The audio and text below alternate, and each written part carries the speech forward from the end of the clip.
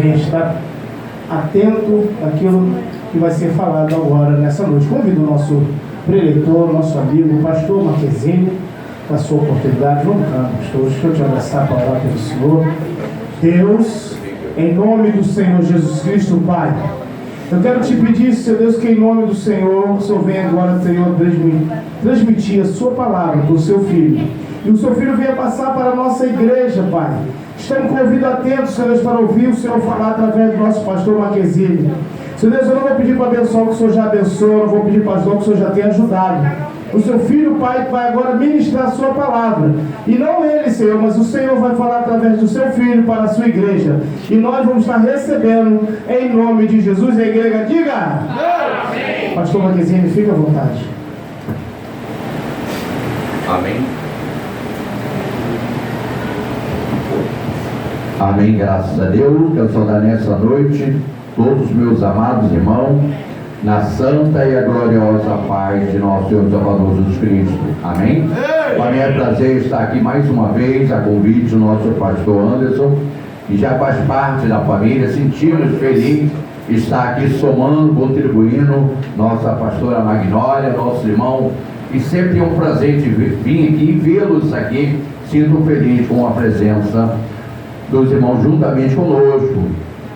Porque a Bíblia diz aqui, pastor é chato, tudo bem, vai estar lá, então não vou. Vocês vieram porque gostam de mim, senão ficaria em casa. Amém? É Atos dos Apóstolos, capítulo 12, a partir do versículo 5. Porque tem pregador que atrai o povo, tem pregador que afasta. É fulano que vai estar lá, opa, não vou não. Vai ter outro que está lá, opa, eu gosto de ouvir ele, gosto de ouvir ele ministrar. Então vai depender de cada qual. É igual a doutrina na igreja. Aí sou eu e mais 3 obreiros que dão doutrina. Infelizmente o povo escolhe. Quem está dando doutrina, a frequência são diferentes, as pessoas são diferentes. Não é diferente na Bíblia. A Bíblia diz, um diz eu sou de Paulo, eu sou de Pedro, eu sou de Cefa, eu sou de Cristo. Infelizmente o povo tem esse defeito. Achou? Quem achou, diga amém? Amém.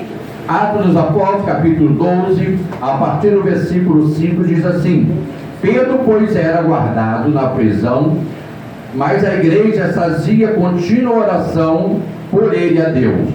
E quando Herodes estava para fazer comparecer, nessa mesma noite, estava Pedro dormindo entre os soldados, ligado com 2 cadeias, e os guardas diante da porta guardavam a prisão.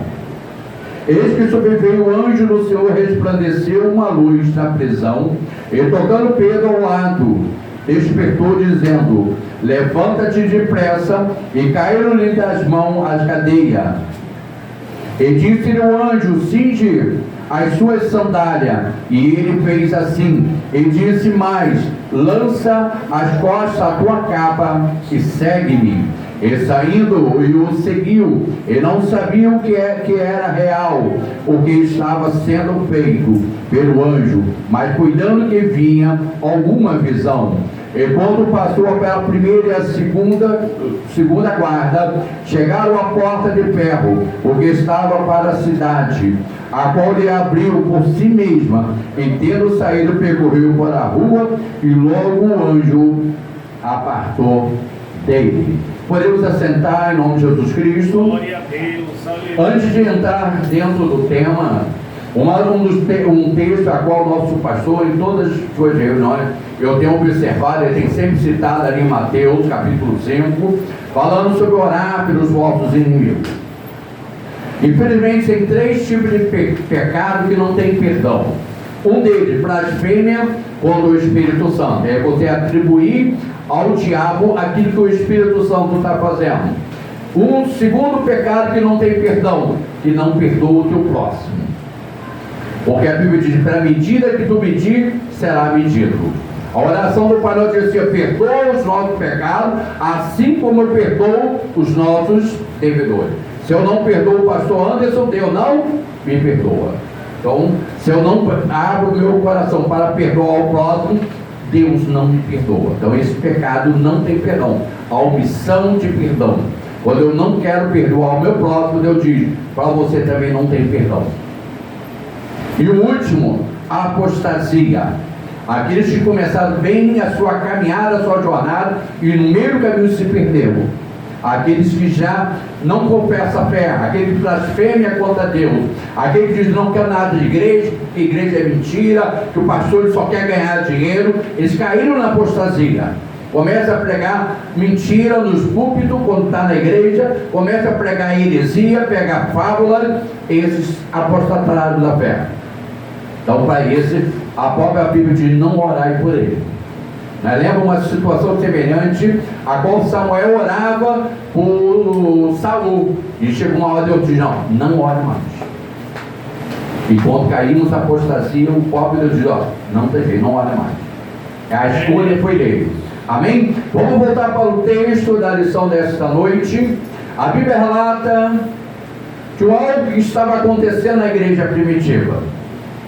Nós sabemos que Jesus veio a morrer, ao terceiro dia ressuscitou, e após 40 dias a igreja foi cheia do Espírito Santo, foi batizada com o Espírito Santo ali no cenáculo, porque havia uma ordem do Senhor Jesus: ficai-vos em Jerusalém até que do alto seja revestido de poder. E aí a igreja obedeceu, porque o milagre acontece a partir de uma obediência. E a ordem era ficar em Jerusalém até que do alto fosse revestido de poder. E a igreja permaneceu orando, jejuando, consagrando, até que a Bíblia diz que de repente veio um vento como impetuoso, tomou conta daquela casa e todos foram cheios do Espírito Santo. A Bíblia não diz que foi um, não foi dois, não foi três, mas todos os que estavam ali foram cheios do Espírito Santo. Sabe por quê? A Bíblia, a igreja primitiva, havia um só fé, um só pensamento. A igreja andava em união, não ia cada um puxava para um lado, não ia cada um puxando para o outro lado. Aquele famoso cabo de guerra, cada um puxa para um lado, não, trabalhavam em equipe. A Bíblia diz que havia tudo união entre eles, e o Senhor acrescentava aqueles que haviam de ser salvos, porque vivia uma igreja em harmonia. A Bíblia diz que ele vivia na doutrina dos apóstolos. Aquilo que se ensinava no púlpito, a igreja vivenciava, a igreja vivia, a igreja não questionava a sua liderança, a igreja não questionava a Pedro nem a Tiago, mas a igreja permanecia fiel ao Senhor. E aí a igreja começa a crescer, e a igreja começa a expandir, e a igreja começa a incomodar. Começa a incomodar Roma, começa a incomodar os judeus daquela época, e começa a tentar maltratar os discípulos do Senhor. E começa matando quem? Tiago, o pastor de Jerusalém. Eles matam o pastor de Jerusalém, e aí sim, ele fala, como Jesus descreveu, matando o pastor, a ovelha fica dispersa. Só que eles deram azar. Porque quando mataram Tiago, a igreja se tornou mais forte. A igreja foi para o quê? Para o joelho, para orar. Porque quando a perseguição começa, a igreja a tendência é orar mais, é jejuar mais, é consagrar mais, porque a perseguição está crescendo. E a Bíblia descreve que ali mataram Tiago, e nesse mesmo tempo prenderam a Pedro. Quando a Bíblia diz aqui no versículo, quando mataram Tiago, o povo gostou. O povo sentiu prazer, sentiu alegria em ver o pastor de Jerusalém sendo executado, sendo morto.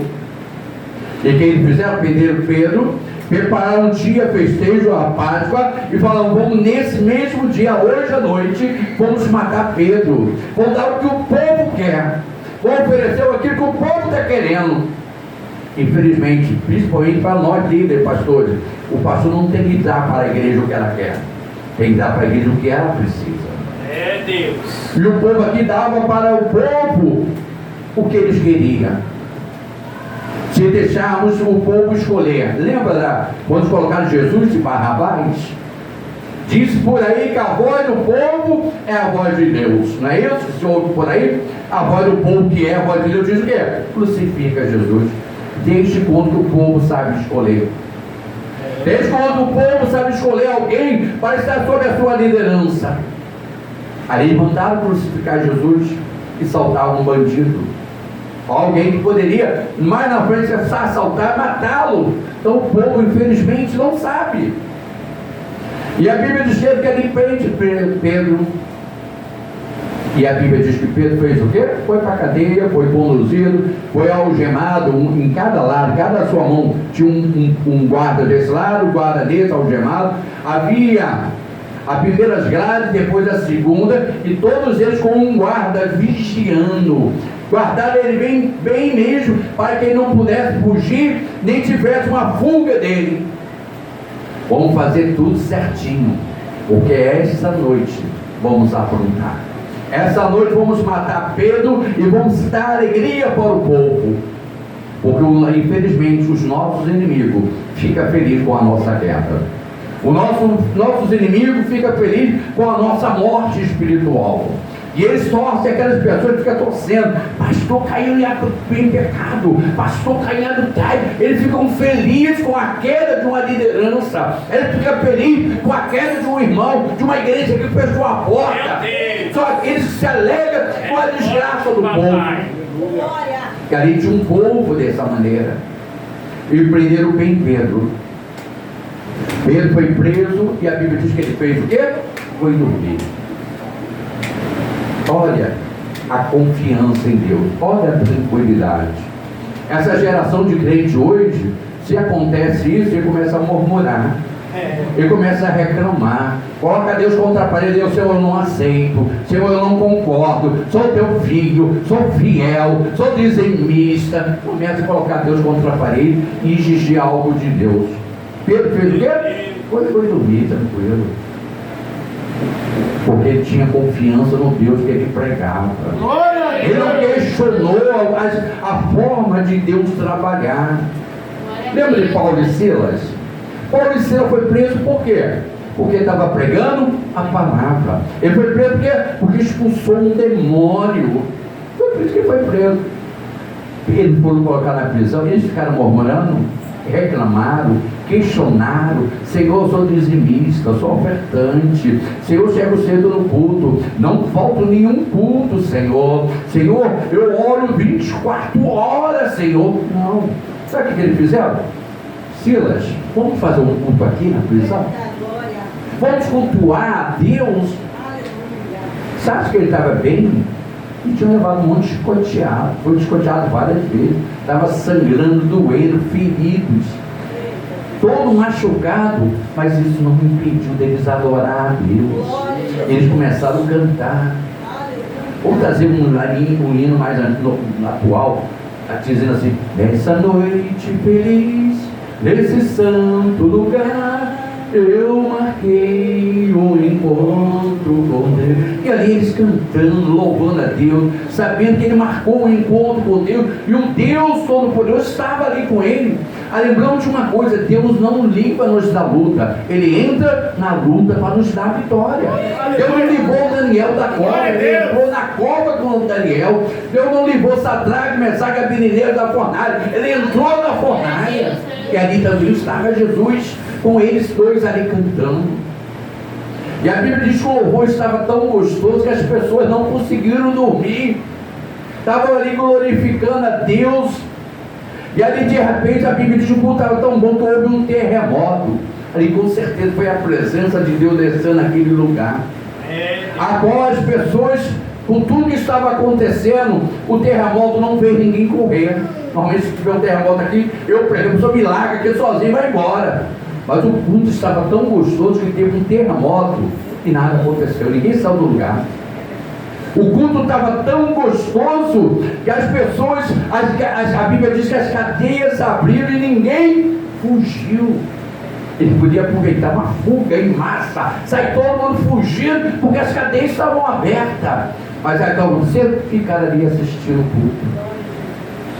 Então muitas vezes Deus te leva a certo lugar, ainda que você não queira ir, mas Deus está te levando porque tem pessoas que estão precisando ouvir a palavra dele. Imagine você, se Paulo e Silas não estivessem na prisão, o carcereiro e a sua família não seria salvo.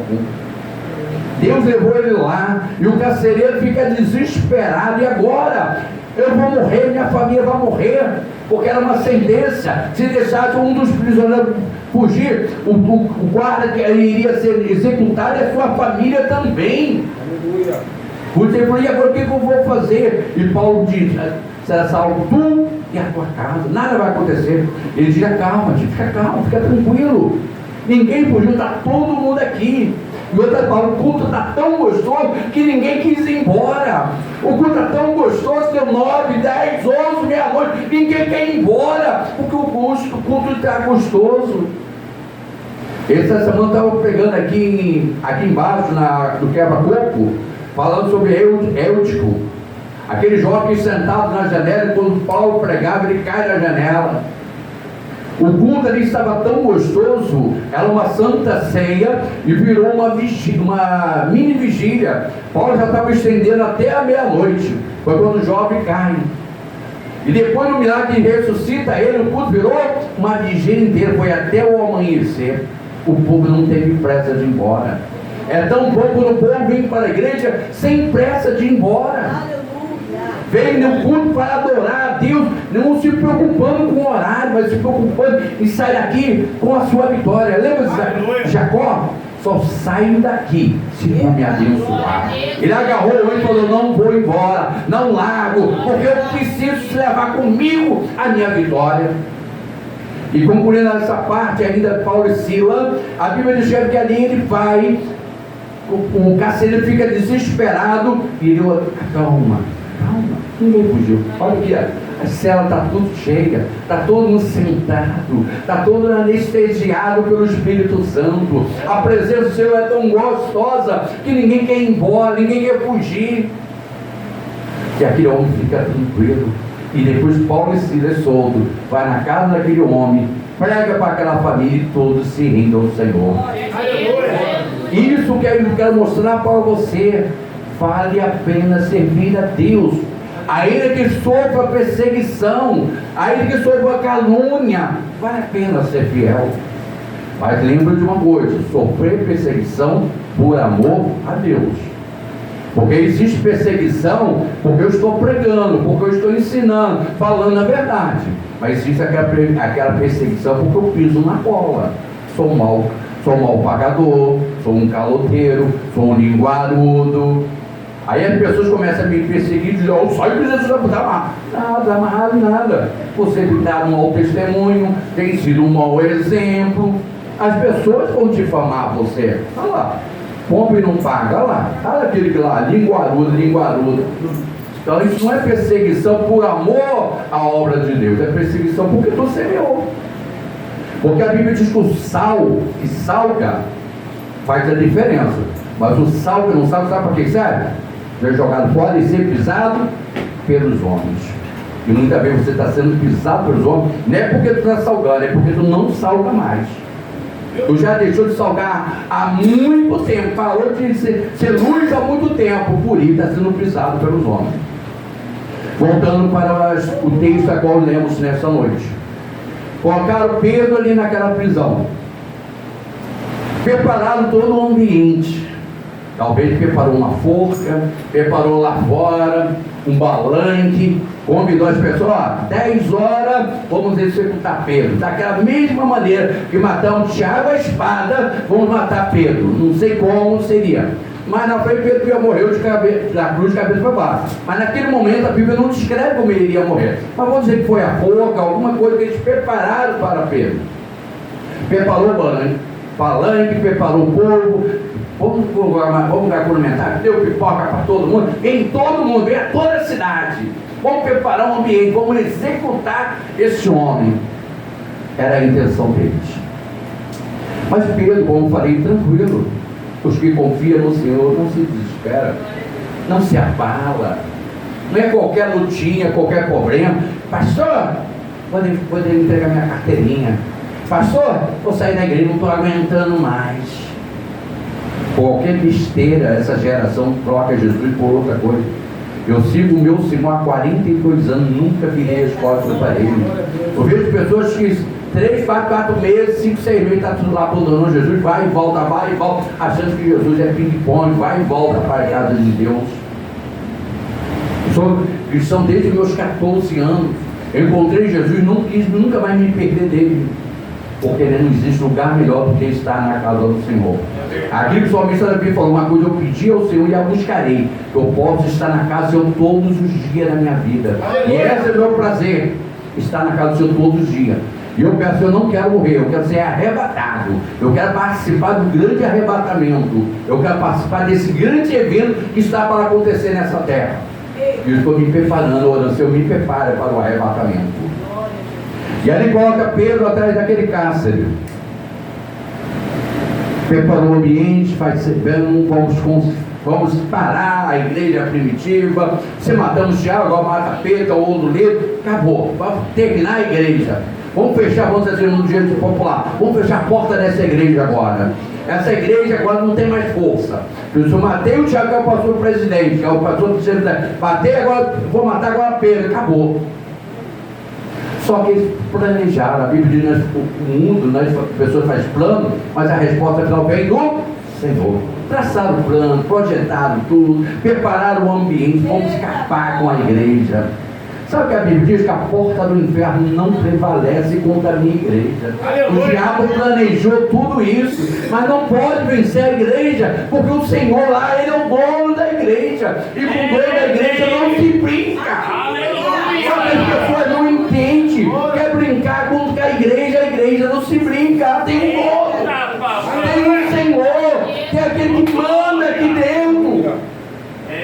Aqui, ó, somente são os anjos que representam a igreja não é deles, não é dele lá. Quando mexe com eles, mexe com ele, porque a igreja é dele. Meu Deus! Eles somente são o administrador do bem do Senhor. E aí o que ele faz? Pedro dormindo. E de repente, alguém toca no pé, corre Pedro, corre Pedro, corre Pedro. Ele se assusta. Alguém ao lado dele, Pedro levanta. Talvez Pedro questionou, vou onde aqui, ó. Pedro do lado, ó. Aprenda uma coisa, o anjo que tirou o sono de Pedro, colocou o sono nos guarda. Pedro estava dormindo, lembra do texto? Acordou Pedro, despertou Pedro, mas colocou um sono profundo nos guarda. Porque quando Pedro levantou, a Bíblia diz que as cadeiras caíram, as algemas.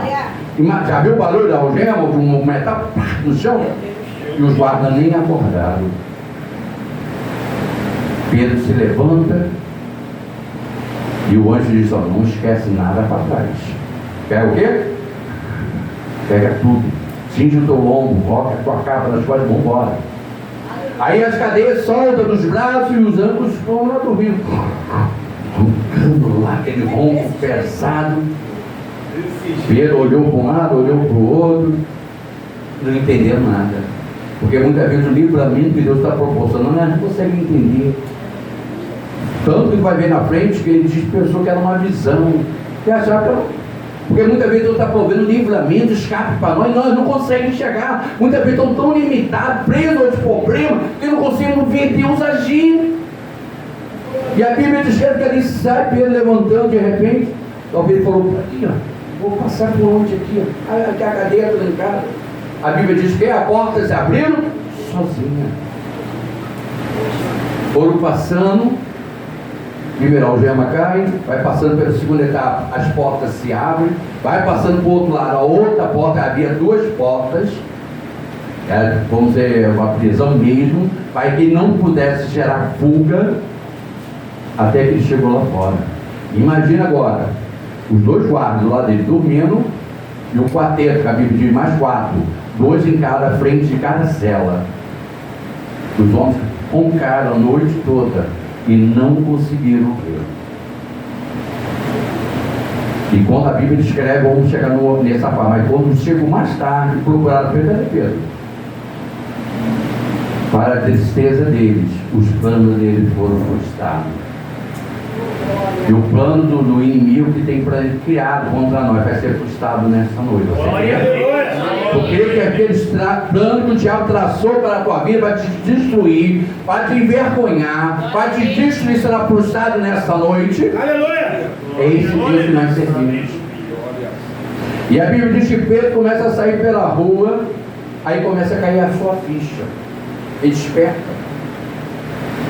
E a Bíblia diz que ele percebe que ali era um anjo do Senhor. Até algum momento ele achava uma televisão. Aquele sonho pesado, aquele sonho que nós estamos imaginando. Mas quando ele pisou lá fora, ele viu que não era sonho, era algo real. Talvez Pedro era tão pentecostal, o anjo deixou ele ficar daquele jeito, sabe por quê? Ele ia sair gritando, dando aleluia, glória a Deus, saindo da cadeira, ele lá, deixa quieto. Deixa para dar o aleluia, glória a Deus lá fora. Não é hora de aleluia, glória a Deus. Porque nós temos que saber há momento para tudo. Senão Pedro ia sair no mistério, sapateando, gritando e aguardar os guardas. Aí ia atrapalhar tudo. Então ele só percebeu que era uma realidade quando pisou lá fora. E a Bíblia descreve o que? No versículo 5 nós lemos. Pedro era guardado na prisão, mas a igreja fazia contínua oração a Deus por ele. Isso é o segredo de uma igreja forte, uma igreja que esteja sempre em constante oração. Pedro estava preso, mas a igreja estava solta. Pedro estava na cadeia, confiando no Senhor, mas tinha uma igreja lá orando. Deus, olha o meu líder. Senhor, guarda o meu pastor. Senhor, guarda a minha liderança. Abençoa esse homem que tu colocou à frente dessa obra. Pedro era o responsável pela igreja no momento que Tiago tinha morrido. Pedro assume a liderança e a igreja estava em contínua oração pelo seu líder, pelo Pedro. Vale a pena orar pelo seu pastor, pela sua pastora, pela sua liderança, porque a Bíblia diz que nenhuma autoridade é construída se não for por Deus. Toda autoridade Deus construiu sobre nós. Eu estava ali agora, meu pastor mandou uma mensagem, por isso que eu te parei para ouvir que era a mensagem dele. Pastor, tu vai ministrar a Santa Ceia amanhã, domingo, né? E o pastor Daniel vai dirigir a Santa Ceia. Eu falei, amém, meu pastor. Por isso que eu vi o nome dele, prontamente parei para atender, porque era a minha liderança. Eu tenho que saber respeitar a minha liderança. E ali a Bíblia diz que Pedro sai e corre para a igreja, onde a igreja estava orando. Porque naquela época ainda não tinham igrejas formadas. Pessoas cultuavam nos lares, nas casas. Porque no templo era restrito ao sacerdote, os saduceus, e a igreja era perseguida justamente pelos religiosos. Aquelas pessoas se sentiam santarrão demais que perseguiam a igreja. Na verdade não era o ímpio que perseguia a igreja, eram os santarrões que perseguiam a igreja, eram os fariseus, eram os saduceus, eram os hipócritas que perseguiam a igreja. Não era o mundo que perseguia, e não é diferente hoje não. Muitas vezes os pais de santo, mães de santo, o ímpio, os meninos aí na rua, pô, pastor, já bom de pai de santo, já me pediram oração. E crente para perto de você, não reconhece a tua liderança, não reconhece o teu chamado. Infelizmente, Pai de Santo, eu pastorei a igreja aqui embaixo no Quebra-Coco, a Assembleia de Deus aqui na rua Luther King, aqui descendo, filial São Bernardo. Tinha um centro espírita em frente. O Pai de Santo ficava assistindo o nosso culto lá da casa dele, lá do centro. A nossa igreja abraçou ele no final da vida dele, levava os alimentos para ele, ajudava ele, dava a medicação, que ele morreu, foi abandonado pelos filhos dele lá de santo. Mas respeita. Tinha um outro que abriu o centro mais espírita, pastor, estamos reabrindo aqui o centro, que tinha um sendo vendido, mas eu vou deixar uma passagem aqui. Aonde o senhor quiser visitar, o senhor pode vir na minha casa almoçar comigo. Mas o senhor não precisa passar por dentro do templo lá da unção. E muitas vezes o crente começa a te perseguir. Outra liderança, abriu mais uma portinha. Lá que não sei o que, começa a caluniar, difamar. Não, ali é o fundo de quintal, não vai. Gente, Pedro foi perseguido, a igreja primitiva foi perseguida, foi pelos religiosos. Não foi pelos judeus, pelos romanos em si, mas pelos religiosos da época. E a Bíblia diz que ele chega até ali a casa de João Marcos, bate na porta, e uma menina ouve. Uma menina, talvez o tamanho dela assim, ouve. E ela não ousou de abrir a porta. Porque a igreja, sabe o quê? Temorosa por causa da perseguição. Havia uma perseguição imensa contra a igreja, e quando bateu na porta, ela ficou com medo de abrir. Poderia ser os guardas, se alguém queria matar todos eles. Só que ela observou uma coisa, hoje é fácil, mas dublar, né? Fingir, imitar a voz do pastor, imitar a voz. Hoje em dia é muito isso. Mas alguém falou ali, parecia, poxa, eu acho que é a voz de Pedro. Hoje já podemos fingir, hoje o aplicativo pode fingir vozes, mas naquela época não existia. E a jovem falou assim, eu acho que foi Pedro que me chamou aqui na porta. E ela vai correndo lá dentro e chama aos líderes que estavam lá, o responsável, ó, Pedro está lá na porta. E as pessoas, não, Pedro está preso. Pedro está preso. Mas você está meio desorientada. Pedro foi preso, o povo só está planejando a morte dele. Não, eu tenho certeza que o jovem, criança, tem memória boa, né? Tenho certeza é Pedro, sim. Eu tenho certeza, aquela voz é inconfundível, essa voz de Pedro, a voz rouca, forte, é Pedro, sim. Não, não é. Até que a criança insiste, adolescente, eles vão lá e ver que era Pedro. E aí Pedro conta tudo que aconteceu, começa a contar o fato. Eu estava lá deitado, de repente o anjo toca em mim, manda fazer isso, as cadeias quebram, as grades se abrem, e está o testemunho. Isso é o poder de Deus na nossa vida. Aleluia! Quando nós paramos para descansar no Senhor, a confiar no Senhor, um milagre acontece. Pedro, em nenhum momento sequer, ele podia falar, Senhor, tu falou, Senhor, Pedro, tu me ama? Sim, Senhor. Apacenta o meu rebanho. Senhor, tu mandou me apacentar o teu rebanho, agora tu me matou para apacentar o teu rebanho. Tu me chamou como um pastor para liderar essa igreja, como vou liderar agora, Senhor, eu vou morrer agora. Ele questionou, nada. Ele foi dormir, descansar, porque ele sabia que tinha um Deus no céu lutando as suas causas. Ele sabia que tinha um Deus no céu que era suficiente para resolver todos os seus problemas. O problema de nós é não confiarmos em Deus. Pregamos Deus, mas não acreditamos em Deus. Muitas vezes eu estou aqui na frente pregando que Deus salva, cura, liberta, que Deus batiza, que Deus leva para o céu. Na hora que eu passo por luz, começo a reclamar e murmurar. Tu prega algo que tu não acredita. Se você está pregando que Jesus salva, tu tem que acreditar na salvação. Se tu prega que Jesus batiza com o Espírito Santo, tu tem que ser cheio do Espírito Santo. Se você tem que pregar aquilo que vive e viver aquilo que prega. Na hora da luta, da prova, você não tem que desfalecer. Sabe o que a Bíblia diz? Se você se mostrar frouxo na hora da adversidade, se ganhar o quê? Pequena será a tua força. Tu não pode se mostrar frouxo na hora da adversidade. Tu tem que olhar para o Senhor e dizer, Senhor, o Senhor está no controle de todas as coisas. Senhor, tu é aquele que tudo pode fazer. Acreditar no seu Deus. O nosso Deus nunca perdeu uma batalha. Ele nunca perdeu uma causa na justiça. Nosso Deus nunca despediu ninguém com fome. Já viu as passagens bíblicas? Jesus ia lá e multiplicava e falava, não despeça ninguém vazio para que ninguém venha desfalecer no meio do caminho. Esse Deus que nós servimos é o Deus que abre o mar vermelho, é aquele que abre a vista no cego, é aquele que ressuscita o morto, é aquele que levanta o paralítico. Esse Deus que nós servimos, Ele é suficiente para suprir todas as nossas necessidades. E por que deixarmos a dúvida entrar em nosso coração no momento da dificuldade? Temos dois exemplos, de Paulo e Silas, de Pedro. Não murmuraram, não reclamaram. Conhece a história de Paulo? Tu viu como Paulo sofreu em prol do Evangelho?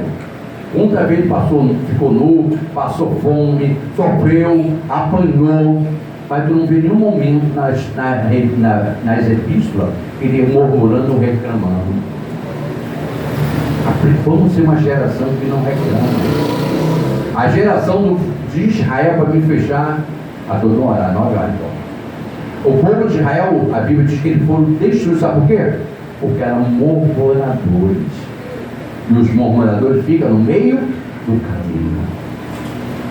Eles saíram do Egito com 10 pragas maravilhosas que Deus proveu para tirar eles de lá. Quando pisou, aí atravessa o Mar Vermelho. Não, antes do Mar Vermelho começa a reclamar, murmurar. Tu nos tirou de lá para morrer aqui no deserto. O que Deus fez? Abre o Mar Vermelho, espaço, Miriam canta: só o Senhor é Deus, só o Senhor é Deus. Na primeira adversidade eles começam a murmurar. Moisés, não dá. Quando eu estava lá no Egito, a gente levava escoteada no lombo, eu tinha carne, eu tinha isso, aquele crente que lembra do mundo. Quando eu estava lá no mundo, eu tinha minha cachaçinha, eu tinha dinheiro para comprar minha cervejinha, eu tinha dinheiro para fazer meu churrasquinho com meus amigos. Estou na igreja, não tenho dinheiro a ver nem para comprar um pão. E começa a murmurar e reclamar. Mas vale a pena. O pouco por Deus vai ter muito para assistir lá fora com o diabo. Vale muito mais agora. Porque antigamente você talvez tinha pela falcatrua, que muitos infelizmente estava lá no mundo, fazia coisas erradas, mas agora tu tem uma vida certa por Deus e vale a pena servir ao Senhor com sinceridade. E aí a Bíblia descreve, eles começam a reclamar, mas tinha isso e Deus, a Bíblia diz, por 40 anos caminhando no deserto, sabe o que Deus fez? Deu comida todo dia a ele. O que era? O pão que desceu do céu. Aleluia. Por 40 anos eles começam a reclamar sobre a carne. Por 40 anos Deus proveu o quê? A carne que veio também, que as codorninhas vinham do céu. Aí começaram a reclamar que as roupas, quem come muito igual eu assim, pastor, ganha peso, rápido e pede roupa. Senhor, nossas roupas estão gastando, está encolhendo, não sei porque essas roupas encolhem hoje em dia, né, professor? Mas por 40 anos aquelas roupas, a Bíblia diz, não envelheceu. Olha que coisa, os seus calçados não se desgastaram. Meu Deus. Que coisa maravilhosa servir a Deus. E a Bíblia diz que mesmo assim o povo era um murmurador. E uma vez eles questionaram assim, ó, para me fechar a obra, já o Joelho botou ultrapassando o horário. Porventura Deus pode fazer um banquete no deserto? Uma vez questionaram isso ao Senhor, lá no deserto. Eu vou te dizer, Deus preparou um dos maiores banquetes. E Deus provou. A Bíblia diz que na mesma hora Deus se indignou um pouco quando ele falava isso. Mas Deus falou, proveu o banquete. Foi eu, a cordoninha, o pão, o maná no céu, a água da rocha. Deus proferiu todo o banquete. E Deus não só proveu o banquete na velha aliança, como no Novo Testamento. Glória a Deus. 2 vezes no deserto, Jesus levantou um grande banquete. Os 5 pães e 2 peixes, ele alimentou mais de 30 mil pessoas. Que era 5 mil homens, fora as mulheres, seria cada um tivesse uma mulher, 10 mil. E naquela época o homem tinha mais de uma mulher, porque era algo permissivo para a cultura da época. Ainda que cada um tivesse uma mulher, daria 10 mil. Se cada um tivesse com um filho, daria quanto? 15 mil. Mas o judeu não teve filho. Tinha o quê? Uma carreirinha, igual o crente há 20 anos atrás. Já viu o crente filho? Que é a carreirinha de filhos. E depois que a igreja começou a liberar ligadora, pílula, essas coisas, mas antigamente os crentes, eram 10 filhos, 15 filhos, uma escadinha. E naquela época não era diferente. E a mulher, quanto mais filho tinha, era quê? Mais abençoada. Quanto mais filho. Então, foi mais de 20, 30 mil pessoas que aqueles 5 pães e 2 peixinhos alimentou. E a Bíblia diz, além de alimentar, sobrou quanto? 12 cestos cheios. Na outra multiplicação no deserto, os 7 pães e alguns peixinhos, a Bíblia diz que alimentou 4 mil homens. Aí faltando mulheres, crianças, imagina os milagres. Então Deus não só preparou o banquete no deserto, na velha aliança, mas no Novo Testamento, 2 vezes banquete no deserto. E não para de fecharmos. Então Deus sempre preparará um banquete para você. É só Glória a não Deus. duvidar. Aleluia. Acredita na providência divina. Deus sempre traz quem você menos espera para prover o recurso. Aí esse é o grande problema. Eu estou passando por uma prova de dificuldade, Deus vai me mandar um empresário aqui, Deus talvez vai mandar uma irmã aí que está cheia de dinheiro, e Deus manda quem? Uma pessoa que tu menos espera, um pobre coitado, desculpa o popular, ferrado, e vem ali com a bênção, com a oferta e muda a diferença. Papai. Tinha quantas pessoas importantes lá de Jesus ali? Tinha. Quem apareceu para ver um milagre foi quem? Uma criança. Ninguém dava nada, ninguém nem esperava que aquela criança viria um milagre. E assim muitas vezes acontece. Quando eles preparam um milagre, eu me lembro um testemunho para me fechar, senão o pastor Lando não vai me convidar nunca mais. Um pregador ouviu uma profecia dizendo assim: ó, pastor, Deus vai me dar um recurso financeiro muito grande para te erguer, para te viver toda a obra. Em todas as igrejas, catedrais que ele pregava, ele dava esse testemunho e nada acontecia. E um dia ele lá no interior, uma igrejinha, saber, né, que chama, pequenininho, um irmãozinho simplesinho, estava perto de morrer, não tinha dinheiro para deixar, não tinha filho para deixar. Falou: pastor, Deus mandou te abençoar. E ali tinha um valor muito grande. Então é um lugar simples, uma pessoa simples que veio a providência. Então é assim que é a maneira que Deus trabalha. Hoje é um culto de libertação, é um culto da providência divina. Não perca a fé em Deus. Glória a Deus. A Bíblia diz que a igreja orava e o milagre aconteceu. Eu quero que você ore por você, ore pela tua liderança, porque a oração intercessora, quando eu oro pelo pastor, pela pastora, pelo ministério, eles também estão orando por mim. Papai. Porque a liderança, os pastores, quando estão orando, Senhor, abençoa a tua igreja, abençoa os ofertantes, Deus abençoa o dizimista, abençoa o grupo jovem, abençoa o grupo das crianças, sempre orando por vocês. E vocês precisam retribuir essa oração. Deus, abençoa o meu pastor, abençoa a minha pastora, abençoa a liderança. A paciência para me aturar. Sabia que a igreja está toda de cabeça? Já passou em várias igrejas. Já tem vezes que eu te entreguei, mas não aguento.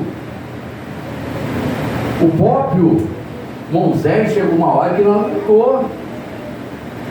Desesperou diante da situação. O povo era rebelde pra caramba. Rebelião em cima de rebelião, em cima de Moisés. Agora Deus falou assim: Moisés, eu vou destruir eles, matar todos. Mas aí Moisés pensou: gente, não faz negócio. Se for para matar, ele risca o nome do livro da vida. Agora tu não conhece esse texto, né? Risca o nome do livro da vida. Só que era um sufocado a Moisés. Um momento Moisés saiu de cena, foi para o monte orar. O que eles fizeram? Arão, constrói uma estatueta aí, vamos adorar. Moisés morreu, Moisés se foi. E foi lá adorar o princípio de ouro.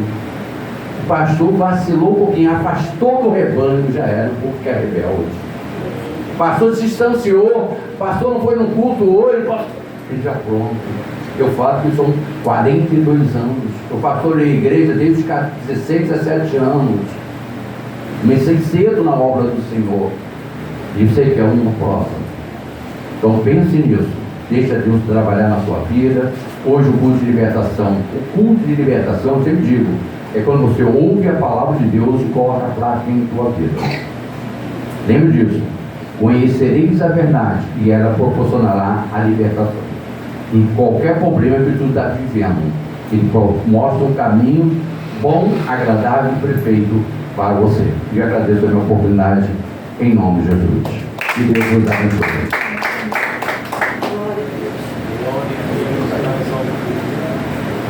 Palavra muito boa. Deus falou profundamente. Quem tem ouvido ouve o que o Espírito diz à igreja. Glória a Jesus.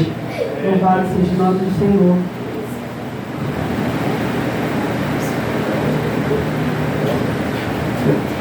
Glória a Jesus. Deus falou profundamente.